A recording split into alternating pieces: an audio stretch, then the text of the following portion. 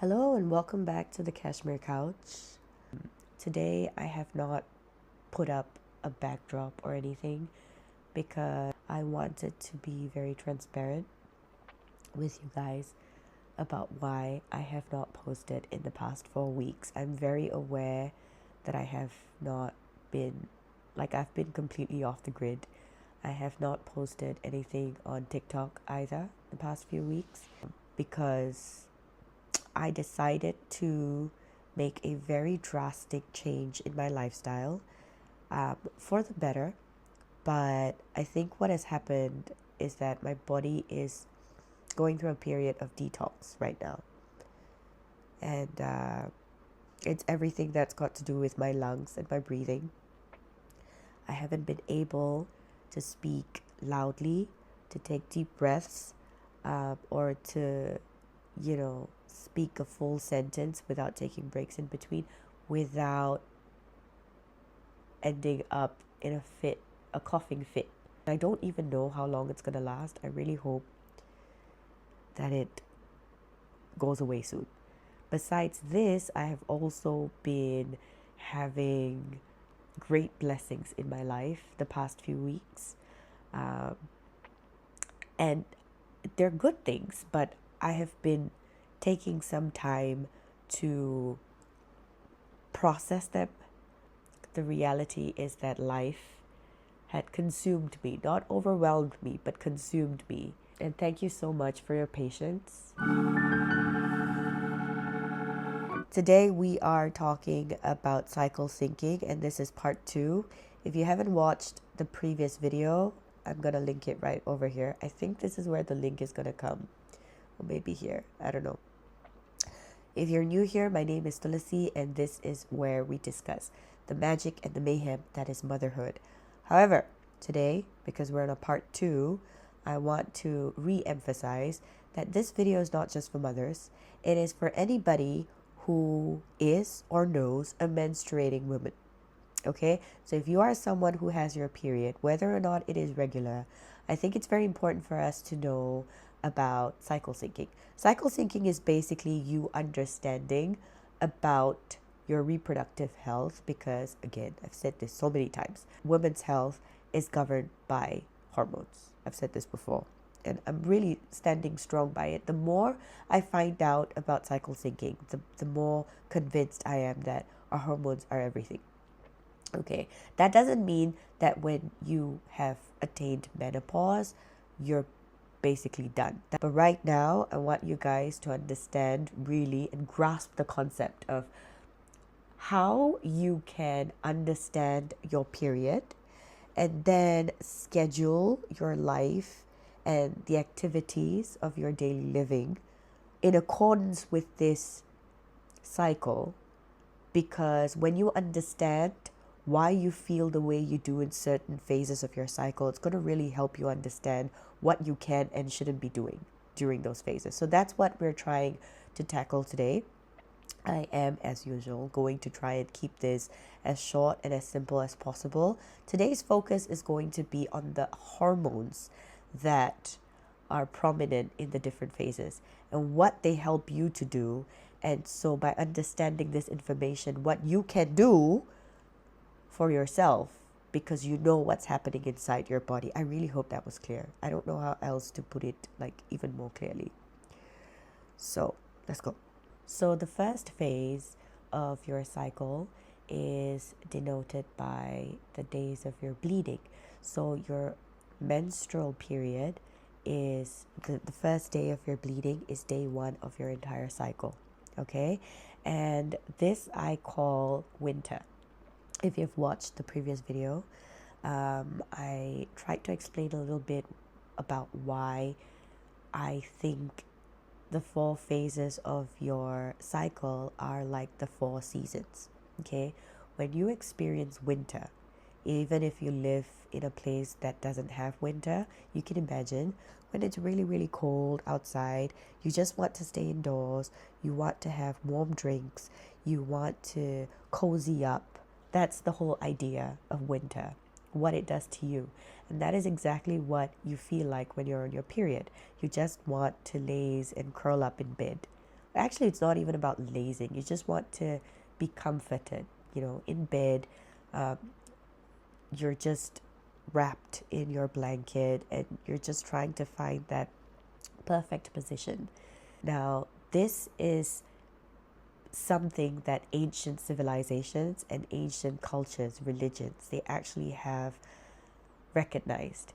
I say this because we tend to think that when you're in your period, you're not supposed to perform acts of worship or go to places of worship because you are dirty. This is a patriarchal thing. It's a concept that was born when patriarchy took over society, okay? But back then, when people understood the reality of a period, you're bleeding out the tissue. I've mentioned this in the previous video as well. You're bleeding out the tissue that would have actually become the home, the temporary home for a child, a potential baby. Okay, when this was understood back then, women were supposed to rest during this phase. That was why they didn't have to go out, they didn't do anything. It's not because they're dirty. And I'll give you an example. In ancient India, to perform an act of worship, right? It was basically a ritual. It was not just like how we do it now. We disappear into a room within our house and we just pray, we light up something, a candle or something, and then we leave. It's not that. Rituals, prayer rituals back then were very elaborate. And for you to pick the flowers to put before God, I'm speaking of Hinduism, right? For you to pick flowers to put before God, for you to draw water so that the ritual of cleansing can happen before, during, and after the ritual of prayer. Water was not something that you could just get from a tap back in the day. You would have to walk quite a bit, a significant amount, multiple times, because you want to draw water from a well, and you had like one container to do it with, and then so multiple attempts to get this done. Women who are bleeding, who feel faint because you are losing blood, women who are supposed to be resting at this phase were not encouraged to do such things. And that concept slowly became, oh, you just need to sit and stay where you are because you're dirty. Okay, now why am I speaking of the period of rest? Because I want to share with you the kind of hormones that your body is experiencing during this winter phase. Well, we're not experiencing the hormones. We're talking about the rise and fall of hormones, right? So during your menstrual phase, all hormones, including your estrogen and progesterone, are at their lowest. Now, at this point, I think I want to explain what estrogen is and what progesterone is. The main female hormone is estrogen. Men have estrogen too, but at very low levels. And what it does is to build up your uterine lining after your period. So when you are bleeding, you are bleeding out the uterine lining, or the lining of your uterus or the womb, which again I've mentioned before. It makes your womb nice and cushiony. So in case your egg gets fertilized and you have a baby, the baby has a nice cushioned environment to grow in, right? So after your period, you're done shedding all of that lining, it starts again. And that's when estrogen comes in. It helps to build up the uterine lining after your period.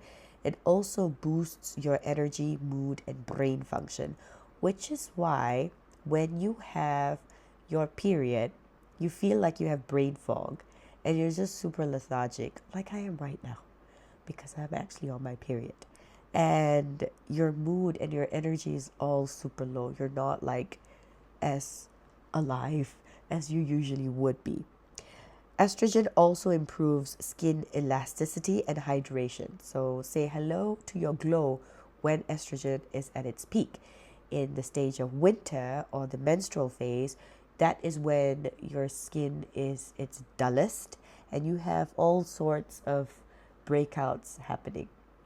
This is also something that you will see just before your period, and that is known as your luteal phase. We will talk about it in just a second. Estrogen also increases libido around ovulation. So we'll talk about that later. So to put it plainly, right, estrogen is like your confidence and energy hormone.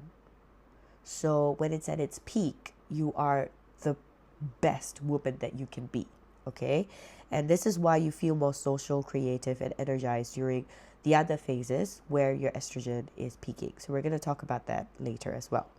Now, progesterone is the opposite of estrogen. And you actually need a good balance of this.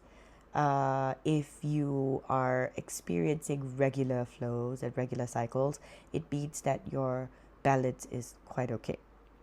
And to talk a little bit more about the balance itself, I have linked the video that inspired me to talk about this in the previous video, but I'm also going to link it in this description box in case you haven't watched the previous video. The lady who speaks about the cycle syncing, the concept of cycle syncing. Sorry, that's my dog.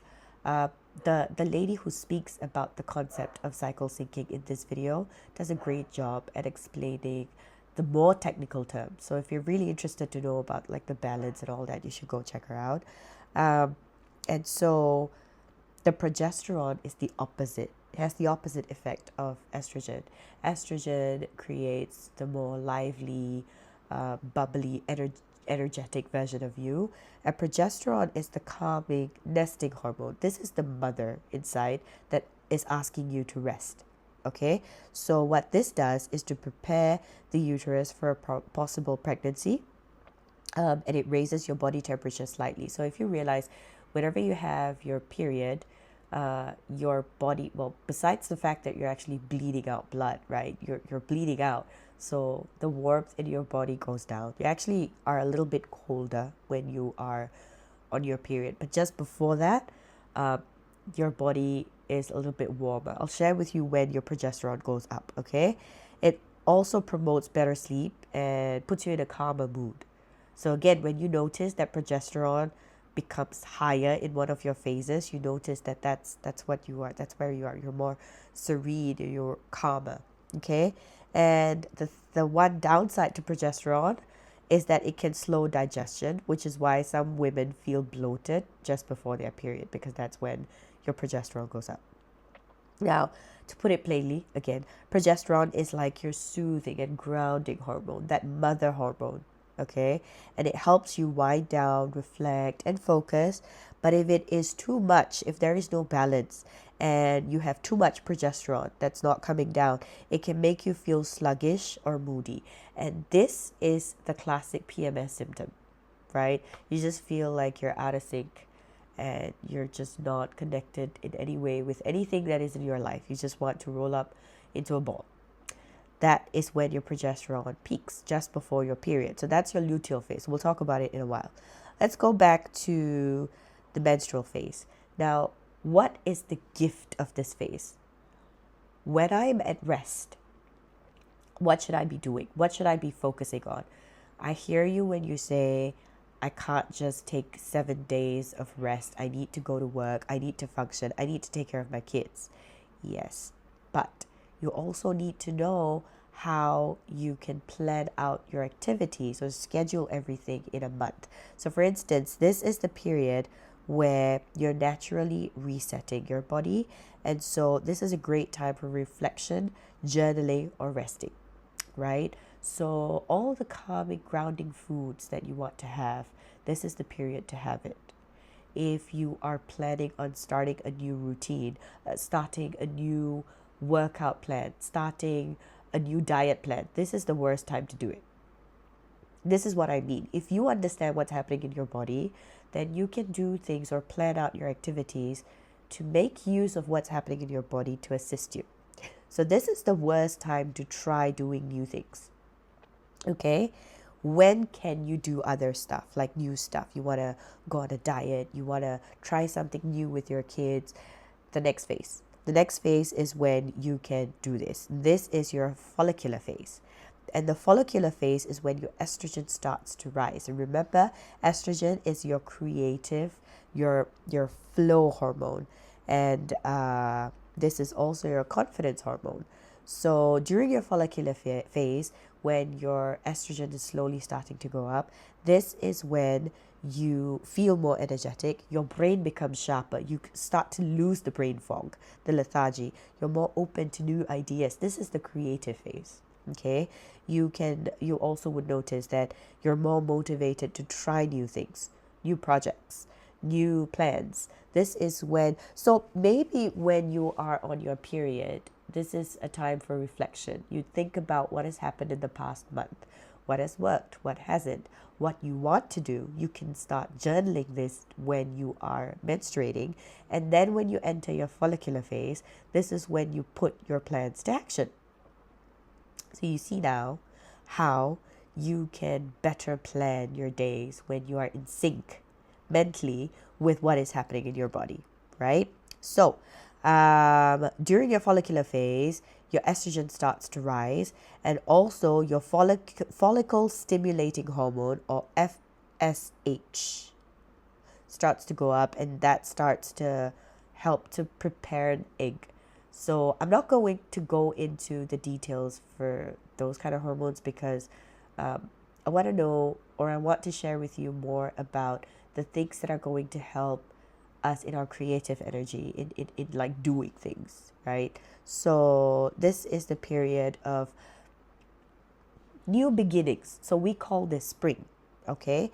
And then after spring, you have summer. Summer, all you need to think about summer is the beach and the fact that you can wear a bikini around. So your ovulation phase, which is the next phase, and this is around day 13 to 15. The follicular phase is around days 6 to 12, like when you stop bleeding, and then about a week after that. The ovulation phase is right after that, and this is when your estrogen levels are at their peak, meaning it's no longer just starting to be creative. It is like you are in your power. Okay, this is your boss energy. Remember, estrogen is not just about creativity, it's also about energy. And so during spring, you start to get creative. You start to act upon the plans that you had during winter. But now in summer, you are full of energy. It's no longer just about being creative. It's everything at its peak, okay?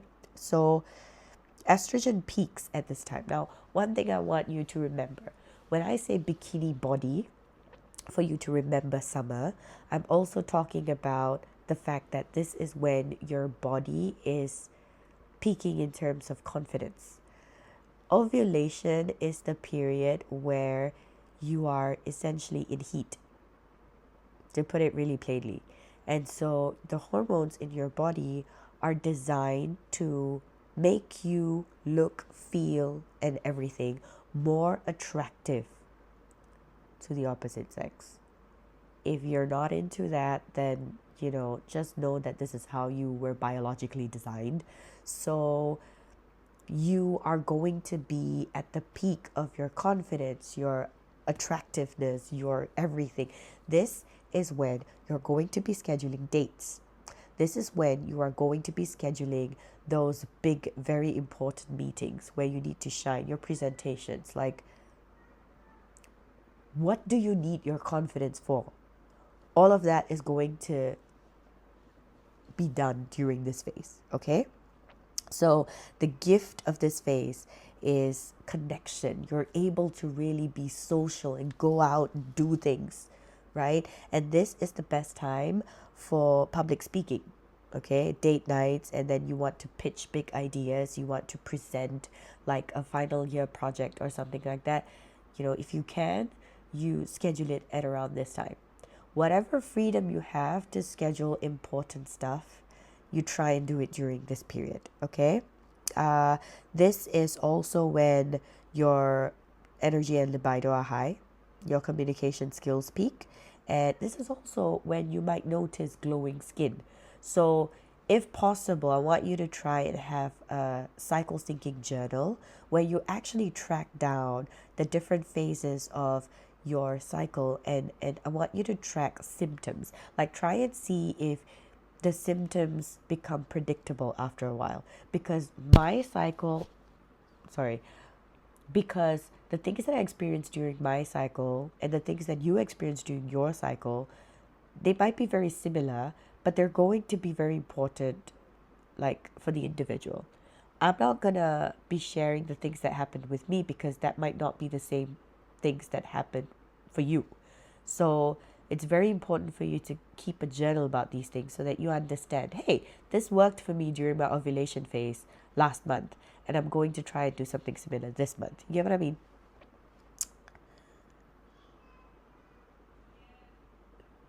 And finally, your luteal phase. So this is from days 16 to 28 in a normal cycle. Unfortunately, this is when your progesterone, well, not unfortunately, but yeah, you're not going to be the most social, energetic person at this point. Your progesterone rises to support a possible pregnancy because remember, during ovulation, the period just before this, during summer, we tried to have a baby.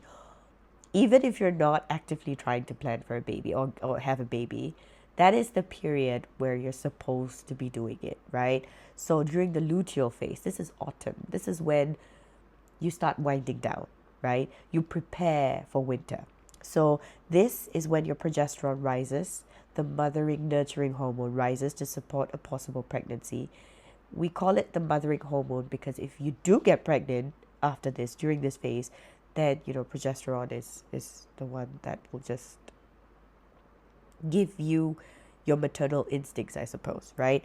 This is also when estrogen dips and then it actually rises again before falling, but we don't have to go into that. The point is that estrogen dips and you're not going to have your big meetings, or you're not going to have the kind of energy to entertain those big meetings at this point.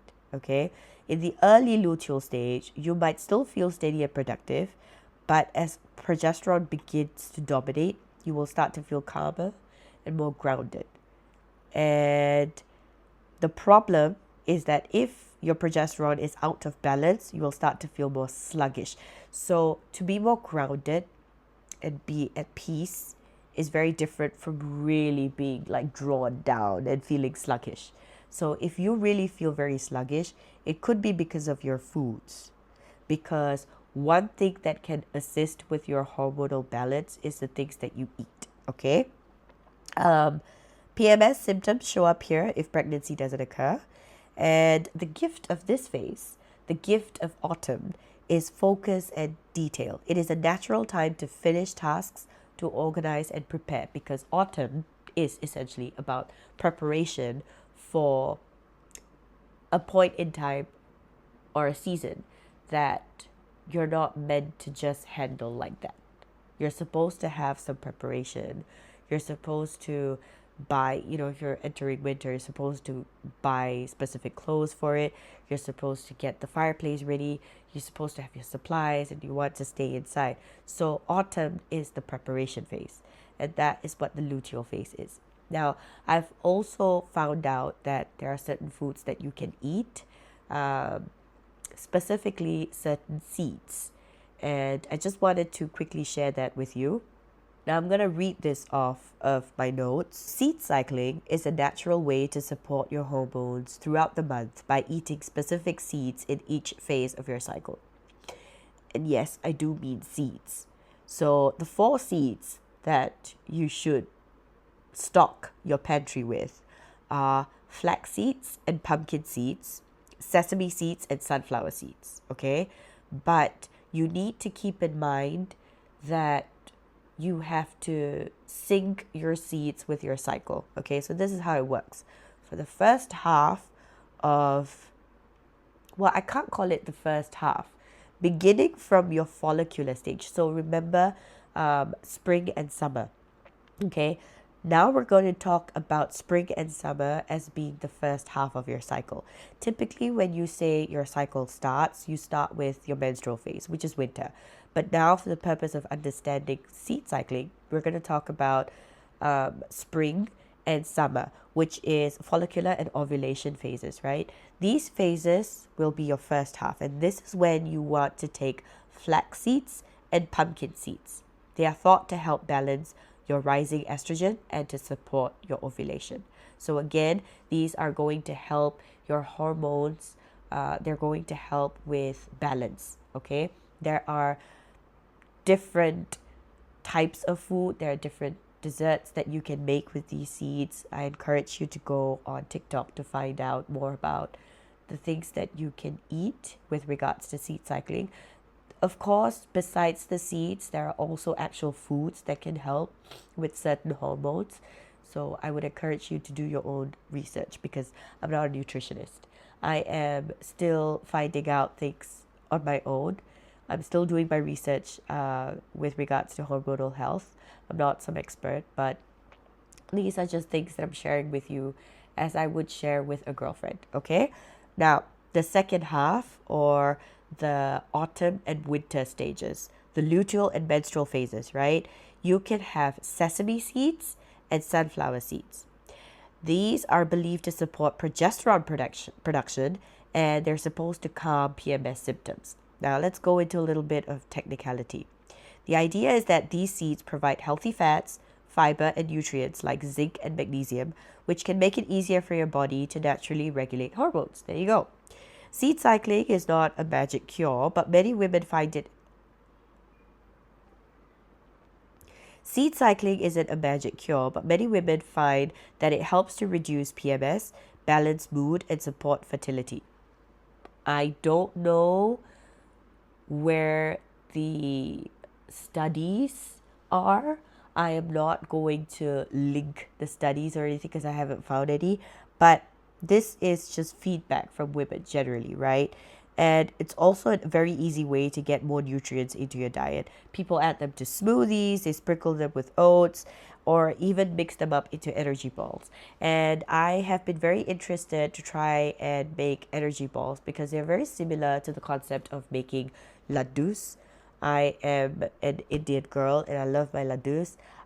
So if I do make them and I try them out, I will be sharing actual videos of me making them, sharing recipes with you. So if you're very interested in these things, please let me know. And until then, thank you for your patience in the past 4 weeks. Thank you for sticking with me.